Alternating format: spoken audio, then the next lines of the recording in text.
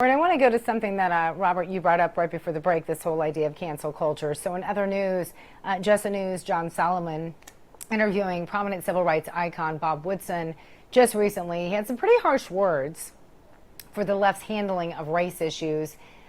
He even went as far as accusing them of weaponizing race. Take a quick listen.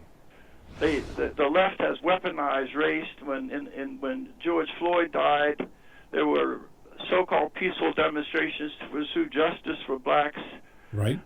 But in the process of doing that, they appropriated the rich tradition of the civil rights movement and began to migrate it from seeking justice for blacks to burning books, Bibles in Portland, burning the American flag.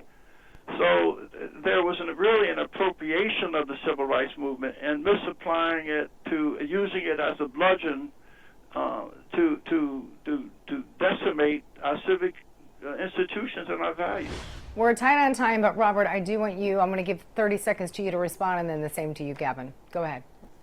That's the exact same argument that was used against the March on Washington in 1964, the same argument that was used in 1968, the same argument used in Watts. You can go a century before that to social activism after Reconstruction in America. You always accuse people of weaponizing race. We never accused the system of using race as a means to hold down and oppress certain groups in this country, and that's what has to change.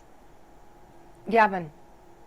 BLM is using the vestiges of the civil rights movement and their legacy as a means to propel their own violent rhetoric, their own divisive rhetoric. It's disgusting.